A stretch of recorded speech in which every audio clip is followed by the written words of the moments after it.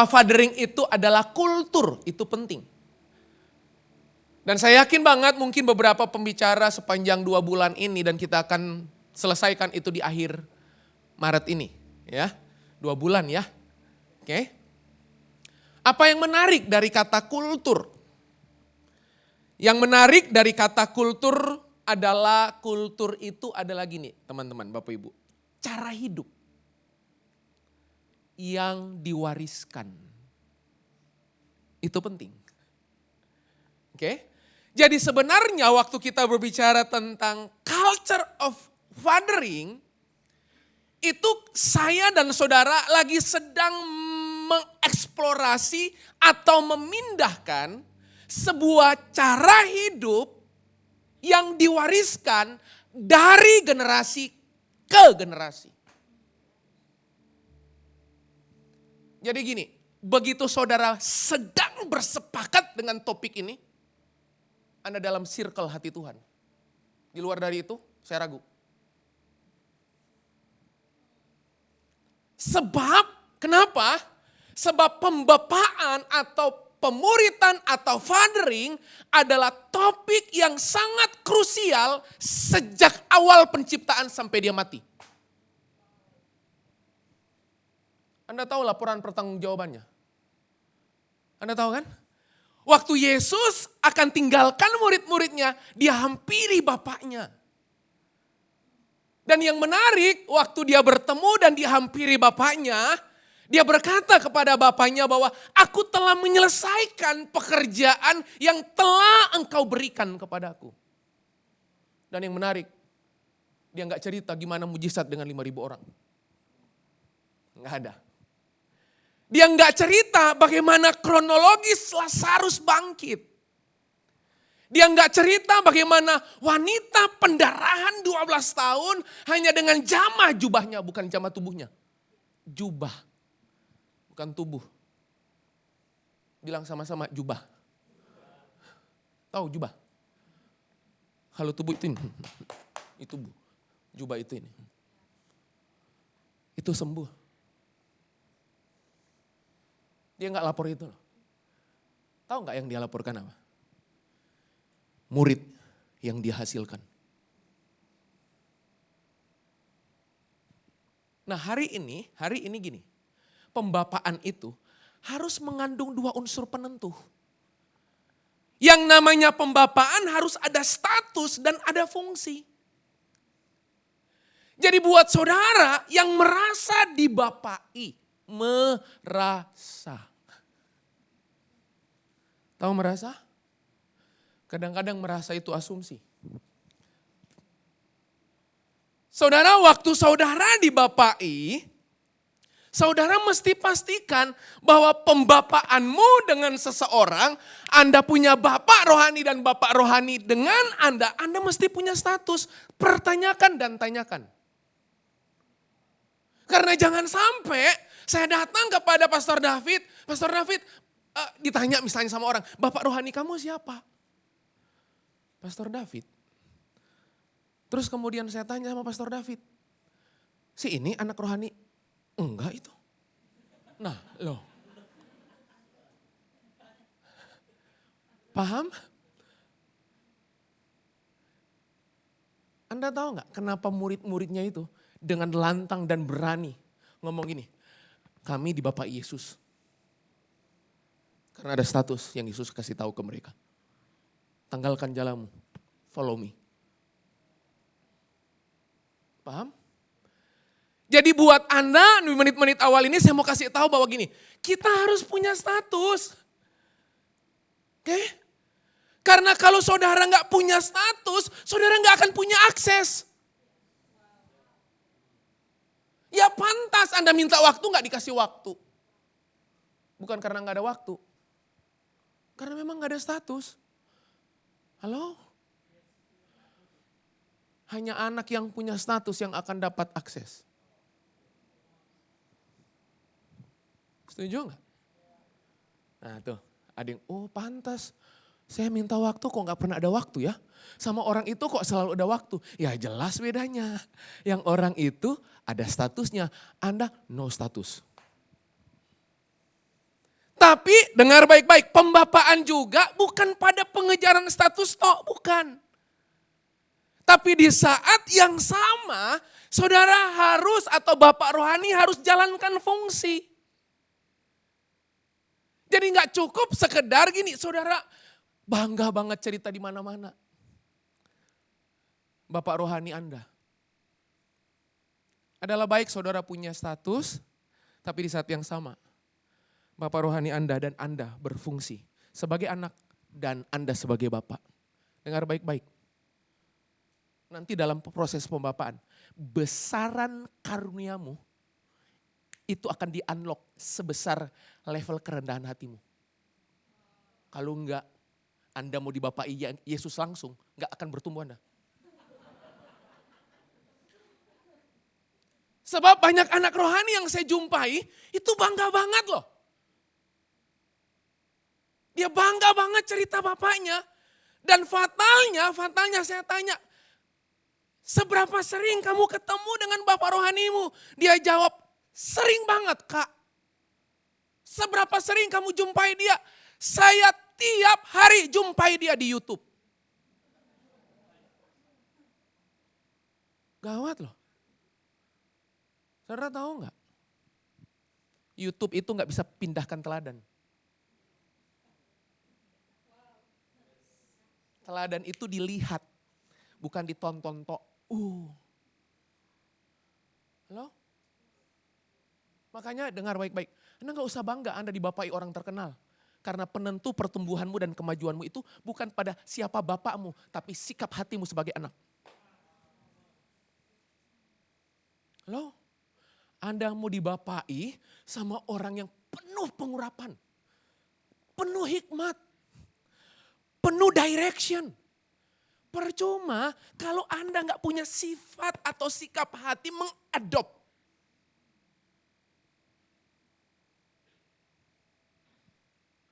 Nah hari ini saya mau dengan cepat bagi 3 model fathering. Oke, bisa tampilkan. Oke, 3 model atau 3 model of fathering. Nanti kita akan lihat sama-sama. Buat Anda bapak-bapak rohani ini sebagai centangan. Kira-kira variabel-variabel penentunya kita sedang lakukan gak? Anda sebagai anak-anak rohani, ini sasaran supaya Anda melihat sejauh mana pertumbuhan dan perilaku bapak anak. Oke, yuk next. Tuh. Anda lihat Matius 17 ayat 1 sampai 3. 6 hari kemudian Yesus membawa Petrus, Yakobus dan Yohanes saudaranya. Yesus itu punya inner circle. 120, 70, 12, 3. Oke? Lihat. Yang dia bawa Petrus, Yohanes dan Yakobus, Alkitab bilang. 8 yang lain, 9 yang lain di mana? Enggak tahu di mana. Pokoknya 3 merapat sama dia dan Alkitab menulis. Dan bersama-sama dengan mereka ia naik ke sebuah gunung yang tinggi. Di situ mereka sendiri saja, ayat kedua. Lalu Yesus berubah rupa di depan mata mereka. Wajahnya apa?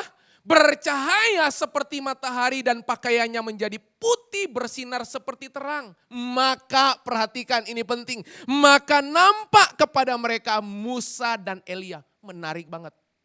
Yang muncul, yang nongol itu cuma Musa dan Elia. Emang nabi-nabi perjanjian lama cuma mereka? Ada Yeremia yang sakti. Ada Yesaya seorang profet. Oh banyak loh. Ada Abraham, bapa segala orang beriman. Tapi yang menarik Alkitab bilang, yang jumpai Yesus, yang Yesus jumpai cuman 2 tokoh perjanjian lama, cuman Musa dan Elia. Wah, ini mesti Anda highlight. Oke, waktu saya baca ayat ini, saya pertanyakan, kalau saya jadi Daud gimana ya? Gawat. Jago perang. Kalau saya jadi Yesaya gimana?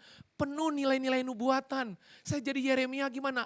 Aduh sakti. Coba, tiba-tiba Alkitab hanya highlight, cuman Musa dan ini culture of fathering itu di sini. Karena cuman Musa dan Yosua yang punya anak. Halo? Coba, lihat next. Mau cepat aja. Lihat. Kenapa hanya Musa dan Elia? Jelas di situ saya tulis karena hanya Musa dan Elia yang membesarkan anak rohani. Dengar baik-baik. Anda ya, kalau ingin ketemu Yesus di puncak, di pegunungan, pastikan Anda punya anak rohani.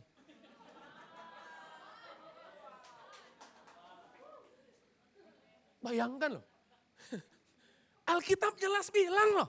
Itu nggak ditulis nabi-nabi yang lain. Jelas di situ Musa, Elia. Kenapa mesti Musa dan Elia? Karena hanya Musa dan Elia yang membesarkan anak rohani. Hanya Musa dan Elia yang mengimpartasikan dan memberikan penugasan dan penuntasan visi.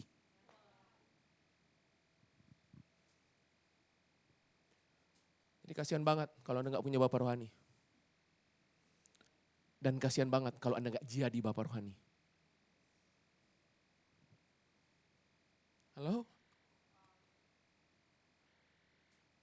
Terus, Anda lihat lagi. Ya, lihat. Tahu nggak cara Musa itu rilis pengurapan? Bagus banget, dia rilis pengurapan itu nggak lewat ibadah. Halo? Lo benar loh. Itu ada beberapa hikmat khusus yang saya cuma lepas ke anak rohani saya. Oke, lihat. Musa menumpangkan tangan kepada Yosua untuk menduduki tanah perjanjian. Makanya gini, Yosua setelah dia terima pengurapan sebagai anak rohani, raksasa-raksasa di zamannya Musa dia telah kalahkan. Makanya di Yosua terjadi percepatan dan pemenangan lebih cepat. Bapak-bapak rohani dengar, raksasamu harus Anda taklukkan, jangan pindahkan itu ke anakmu. Keterlaluan Anda. Lihat, apa lagi? Lihat, Elia memberikan jubah kepada Elisa untuk mengurapi Hazael. Kalau Anda baca Alkitab, nama Elisa itu nama terakhir loh. Tapi nama pertama yang dipilih sama Elia. Oh, lihat. Tugasnya apa? Jelas, nanti saya akan tunjukkan ayat. Jelas, itu ya sampai Elia ngomong urapi Hazael jadi raja Aram atau Syria dan Yehu jadi raja Israel. Bayangkan ya, lihat. Anda ya kalau bapak rohani, Anda punya anak rohani yang qualified. Anak-anak rohani itu akan mengurapi raja-raja. Yang besar kemungkinan Anda gak urapi. Halo? Bukan cuma itu loh. Saya akan tunjukkan lagi dengan cepat, klik.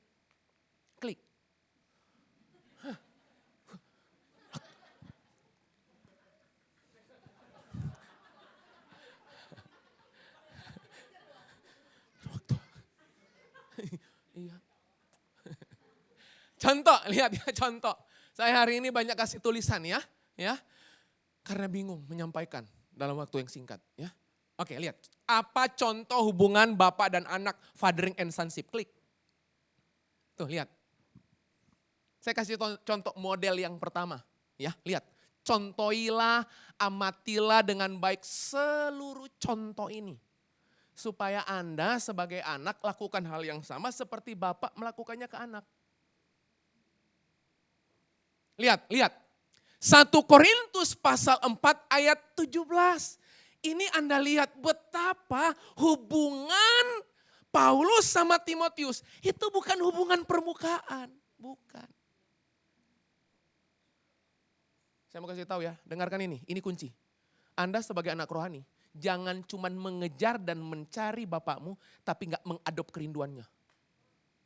Gawat Anda itu sebagai anak. Ulang ya, kejar bapakmu baik, cari bapakmu baik, tapi Anda harus sampai di titik Anda adopsi seluruh kerinduannya. Nah biasanya gitu-gitu, banyak anak rohani gak melakukannya. Saya akan pilih anak-anak rohani yang sampai di titik ini. Dia adopsi kerinduan. Karena saya melakukannya itu buat bapak rohani saya. Halo? Lihat ini. Justru itulah sebabnya Paulus bilang aku mengirimkan kepadamu Timotius. Gawat loh. Jelas di situ. Timotius yang adalah, bahagia enggak? Anda ditulis kayak modelnya kayak gini. Anakku yang kurang ajar. Enggak loh. Itu Paulus itu terang-terangan loh. Mengekspresikan ikatan batinia dan emosional antara dia dengan Timotius. Loh, terungkap enggak di sini? Terungkap enggak? Loh, Anda akan lihat mengirimkan kepadamu Timotius yang adalah anakku yang kekasih. Loh, kekasih. Lihat, dan yang setia dalam Tuhan. Ia akan memperingatkan kamu akan hidup yang kuturuti dalam Kristus Yesus. Bayangkan, Paulus gak usah ngomong. Dia kirim anaknya, pengejawantahan. Dari profiling Paulus. Paulus bilang ini, saya gak perlu datang. Cukup saya utus. Anakku yang namanya Timotius, semuanya bakal beres. Kalau Anda kebalik. Saya utus dia, saya utus anakku bikin repot. Halo? Kalau Anda mau bikin repot bapak rohanimu jangan lama-lama. Ya. Masa sejak Anda dibapai dari awalan, tengahan sampai kekekalan, repot terus kan Anda sebagai bapak rohani. Anak itu bikin repot terus gitu. Aduh Bapak Ibu. Ya. Lihat. Seperti yang kuajarkan di mana-mana. Loh, gawat. Namanya Timotius itu disebutkan di mana-mana. Tahu di mana-mana? Ya dimanapun. Dia ngomong di mana-mana tentang apa? Timotius loh.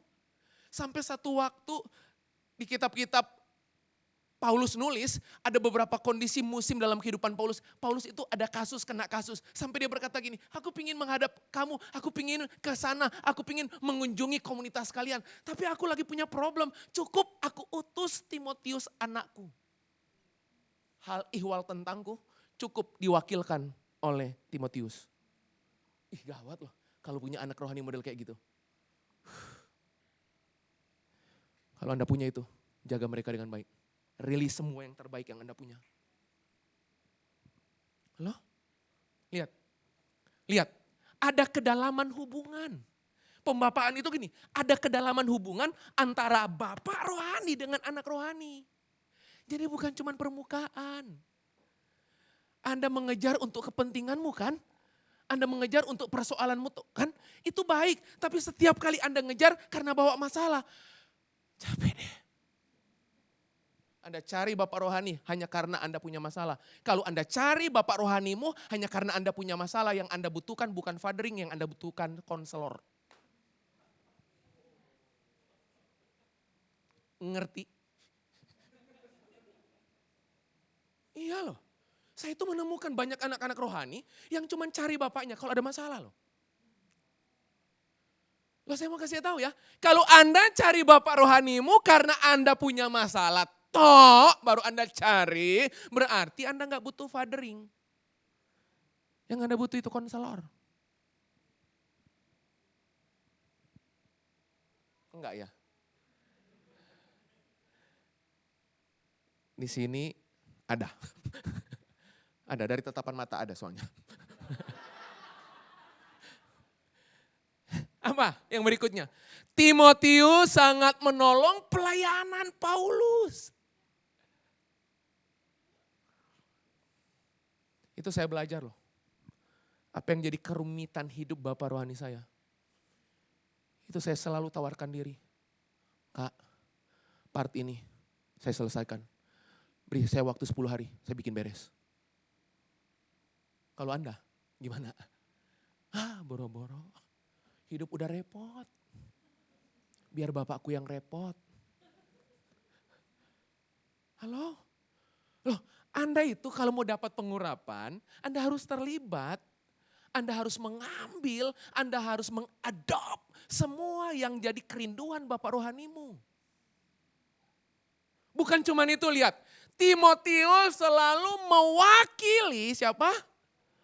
Paulus. Jadi apa yang kita pelajari dari poin ini? Model pembapaannya Paulus dan Timotius, lihat. Nih, 3 hal ini. Ya, oke. Minggu depan udah yang terakhir bicara fathering. Ya, jadi saya ini summarize. Ya, yang kedua coba lihat. Nah ini yang kedua, Musa dan Yosua. Anda lihat. Bilangan 27 ayat 18 sampai 23, lalu Tuhan berfirman kepada Musa. Ambillah Yosua bin Nun, seorang yang penuh roh, letakkanlah tanganmu atasnya. Oh, Anda jangan main-main loh. Tadi waktu Pastor David itu release blessing buat Pastor Sandy. Itu ya di mata saya, itu hal yang penting dan bernilai. Anda mungkin gak biasa. Saya itu selalu memaknai yang gitu-gitu gini. Ini urusan penting dan berdaya guna untuk mendaya gunakan hidup seseorang. Makanya gini, anak itu ya kalau punya sikap hati yang besar, sikap hati yang haus, dia akan menarik semua yang bapaknya punya. Hikmatnya, pengurapannya, ketajamannya. Iya. Lihat. Ayat 19, suruhlah ia berdiri di depan Imam Eleazar dan di depan segenap umat. Lalu berikanlah kepadanya perintahmu di depan mata mereka itu. Dan berilah dia sebagian dari kewibawaanmu supaya segenap umat Israel mendengarkan dia. Gawat loh. Itu Tuhan yang ngomong loh. Tuhan bilang ini, tumpang tangan sama Yosua. Tapi sorry Musa, kamu gak masuk tanah perjanjian. Kadang-kadang sebagai bapak, Anda cuma ngantar tok. Halo, makanya ya, saya titip pesan. Ini udah sampai gini, ini udah gemes ini. Buat Anda bapak-bapak rohani, jangan pernah merasa anak rohanimu itu milik Anda. Saya itu ya, ini di mimbar ini ada rekamannya. Di depan anak-anak rohani saya itu, nanti mereka nonton. Itu ya, saya selalu memberikan akses selebar mungkin, seluas mungkin untuk mereka bertemu siapapun. Aman kok saya. Kenapa? Karena saya merasa itu bukan milik saya, bos. Tahu gak? Terus habis itu mereka telepon. Kak, aduh diberkati banget. Thank you ya. Kok Jeff gak pernah ngajarin ini loh sama kita. Sama dia, diajarin loh. Gak apa-apa, puji Tuhan. Coba, Anda gimana rasanya? Kurang ngajar. Lupa, kamu sampah tahu. Dipungut kasih karunia saya. Hati-hati loh. Paham? Itu beberapa jebakan pembapaan loh. Jebakan pembapaan itu salah satunya tahu gak? Anda dan saya itu seringkali merasa orang yang kita muridkin, orang yang kita bapai itu milik kita. Gawat kalau sampai kayak gitu. Mereka milik Yesus dan milik Bapa di sorga. Jadi mereka punya hak ketemu siapapun. Oke? Nah lihat, klik lagi coba.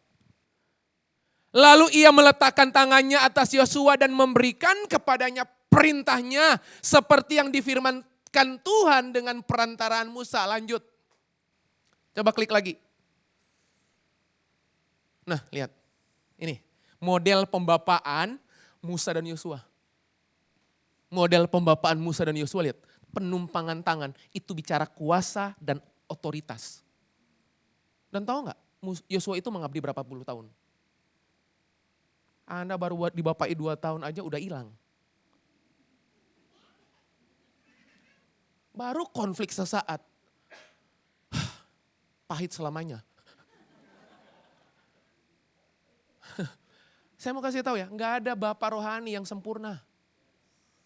Halo, termasuk saya. Lihat di sini lihat. Yosua mengabdi 40 tahun kepada Musa. Bayangin, Anda sebelum mengerjakan visimu, Anda harus mengerjakan visi yang Tuhan taruh di atas bapakmu. 40 tahun. 40 tahun bos. Dan Anda lihat coba. Di tangan Yosua, pekerjaan-pekerjaan lebih cepat dan lebih tuntas. Kenapa? Lawang Musa itu lepas pengurapan. Musa itu lepas otoritas dan kuasa sama Yosua. Itu gila loh. Yosua itu jagoan dalam berperang. Yang Musa gak melakukannya. Musa itu cuman asyir tok. Shalom, masuk tanah perjanjian. Shalom, masuk. Shalom, masuk. Dia masuk paling terakhir kalau asyir di sini kan. Kalau zaman dulu gak masuk loh. Cuman masuk. Kadang-kadang ya, waktu Anda bapai anak rohanimu, Anda gak pernah mengalaminya. Tapi anak rohaninya mengalaminya sampai limpah. Itu senang harusnya. Oke, tuh habis ini langsung, siapa bapak saya? Sembayang doa. Ya. Tuh. Ada hubungan antara peperangan rohani anak rohani dengan keadaan spiritual bapak rohani. Ini tolong garis bawahi. Keadaan spiritualmu bapak rohanimu itu sangat menentukan peperangan jenis apa yang akan dialami anak-anak rohani. Oke? Makanya tolong doakan bapak rohanimu. Oke ya? Saya gak punya banyak waktu menceritakan kisah ini. Tapi Anda pasti harus tahu karena itu ada di Alkitab semua. Nanti baca sendiri ya. Lanjut ya, saya mau cepat. Oke, lanjut lagi, klik. Nah, yang terakhir. Oke, yang terakhir. Saya kasih gambaran-gambarannya. Oke, lihat. Model pembapaan yang terakhir Elia dan Elisa. Tuh, lihat. Ini yang terakhir. Ngeri nih. Ya, lihat. 2 Raja-Raja pasal 2 ayat 1 sampai 25. Menjelang saatnya Tuhan hendak menaikkan Elia ke sorga dalam angin badai. Coba bayangkan. Jadi kalau ada angin badai itu Anda dekat dengan kemuliaan. Nah, ada ayatnya loh. Coba. Tuhan hendak apa? Menaikkan Elia ke sorga. Caranya gimana? Jadi kalau ada angin badai, Anda dekat. Elia dan Elisa sedang berjalan dari Gilgal. Orang ini ya, anak rohani yang satu ini, itu gak ada matinya ngejarnya. Itu ada 4 tempat, ada 4 lokasi. Dari titik awalan Gilgal, titik penutupnya Yordan. Itu gila itu. Semua peta perjalanan Elia diikuti dengan amat sangat oleh Elisa. Anda itu jangan nyerah kalau ngejar bapak rohanimu itu lagi sibuk, lagi repot, kejar sampai Anda ketemu. Bagian ini gak ada yang amin. Soalnya Anda repot sendiri. Halo? Loh Anda lihat loh. Jalan dari Gilgal, udah lihat, berkatalah Elia kepada Elisa. Elia itu ngomong, baiklah tinggal di sini sebab Tuhan menyuruh aku ke Betel. Elia udah gak usah ikut. Udah. Anda tahu apa yang Elisa ngomong? Tetapi Elisa menjawab, demi Tuhan yang hidup dan demi hidupmu sendiri. Gawat loh. Dia gak ngomong, demi Tuhan yang hidup dan hidupku. Demi Tuhan yang hidup dan hidupmu. Kalau kita kan enggak, kapan hidupku. Anda itu harus punya mentalitas anak kayak Elisa. Enggak usah ganti nama. Enggak perlu. Rohnya, spiritnya. Lihat. Demi Tuhan yang hidup dan demi hidupmu sendiri sesungguhnya aku tidak akan meninggalkan engkau. Lalu pergilah mereka ke Betel. Jangan suruh tunggu saya di sini. Saya akan ikut. Tahu nggak dalam sejarah Alkitab, Elisa sudah menduga di titik tertentu pengurapan akan pindah. Anda hati-hati, jangan kehilangan momentum ilahi. Waktu bapakmu itu mau lepaskan sesuatu. Lagi mana dia mau lepaskan sesuatu, Anda nggak pernah ada. Oh itu saya itu belajar loh. Saya itu belajar loh, benar loh. Lihat. Udah sampai Betel ya. Nih ayat ketiga. Pada waktu itu keluarlah rombongan nabi yang ada di Betel mendapatkan Elisa. Lalu berkatalah mereka kepadanya, sudahkah engkau tahu bahwa pada hari ini Tuhanmu akan diambil daripadamu oleh Tuhan terangkat ke surga? Gawat loh. Elisa bilang, hah? Beneran? Nggak ada. Nggak ada ayatnya. Elisa jawab apa? Aku juga tahu, diamlah. Ngomong gitu sama Nabi loh. Orang Surabaya menengau. Diamlah. Gawat loh ini. Oke ya, udah ya, tahu ya ceritanya. Tuh, lanjut lagi, coba. Berkatalah Elia kepadanya. Lagi-lagi. Hai Elisa, baiklah tinggal di sini sebab Tuhan menyuruh aku ke Yeriko. Kalau Anda coba, pegel. Udah, sini aja ya. Goodbye. Lihat. Tetapi jawabnya, demi Tuhan yang hidup dan demi hidupmu sendiri. Ini kalau punya model anak kayak gini ya, tolong lepaskan semua yang Anda punya. Anda gak akan rugi.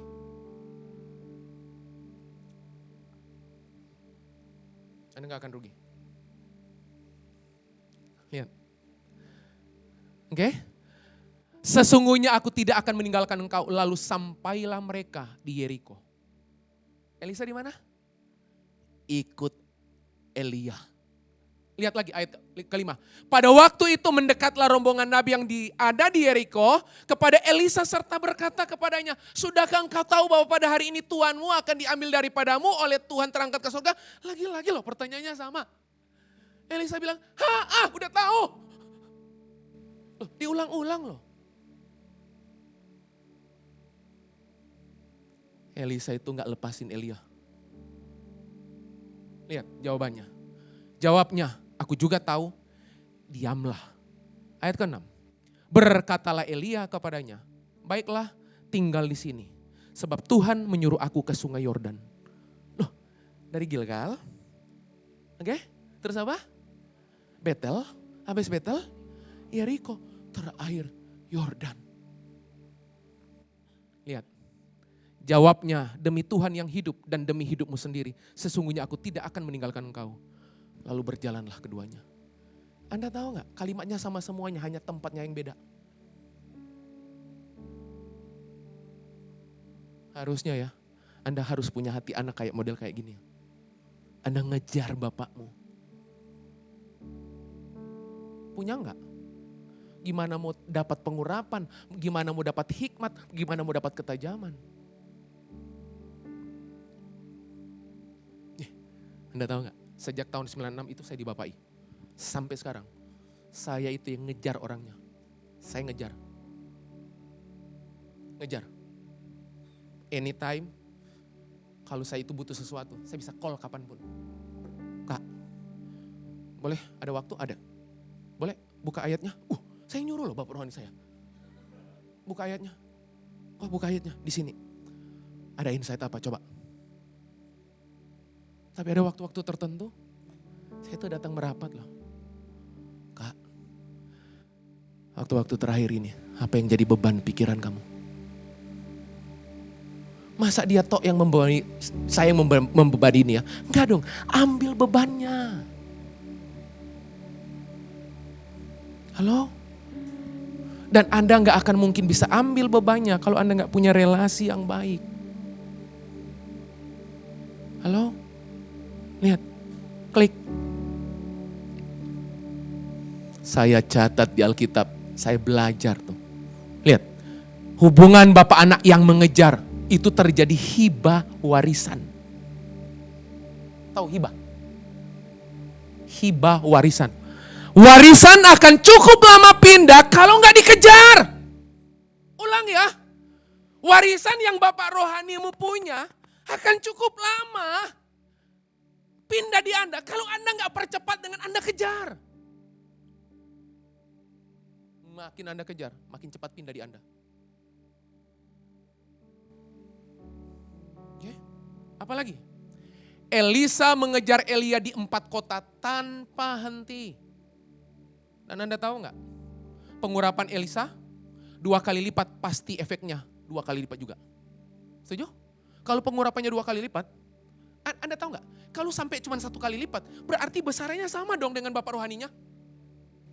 Tapi ini 2 kali loh. Berarti apa yang saya punya, itu akan 2 kali lipat dengan anak rohani yang saya punya. Kalau sama, terus bedanya di mana? Lihat, penutupnya, lihat. Elia melakukan mujizat berapa kali? 9 kali dicatat di Alkitab. Elisa, 18 kali. 18 kali loh. Elisa berapa kali? 18. Elia?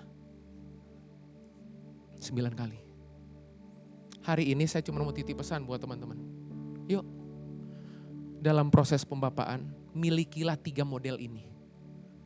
Elia, Elisa, itu mengejar. Oke?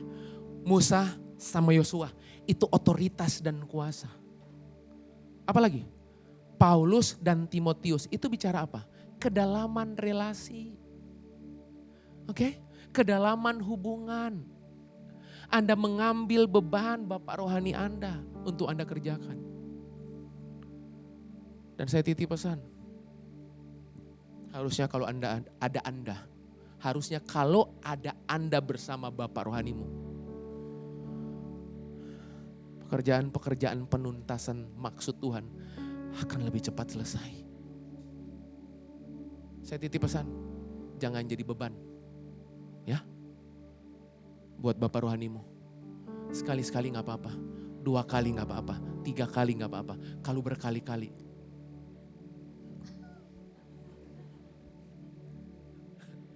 Oke, paham maksud saya? Oke ya, saya cuma mau titip pesan. Yuk, ICC, Jakarta. Praktikan 3 hal ini. Buat Anda anak-anak rohani. Ingat, waktu Anda bapai anak rohanimu. Anak rohani Anda dibapai. Ada musim-musim. Itu bisa luka. Ada musim-musim. Itu mengecewakan. Anda pikir yang khotbah pembapaan ini gak pernah kecewa sama bapaknya? Nanti saya dengerin rekamannya sama dia. Benar loh. Mungkin dia pernah kecewa juga sama saya juga pernah kecewa sama dia. Tapi tahu gak, emang hubungan itu perlu diuji. Oke? Hubungan perlu diuji. Oke? Dampingi bapakmu dalam kondisi apapun. Sebab dia telah limpahkan semuanya. Ingat, penyakit anak rohani hari ini, lupa diri. Oke? Hati-hati. Saya titip pesan.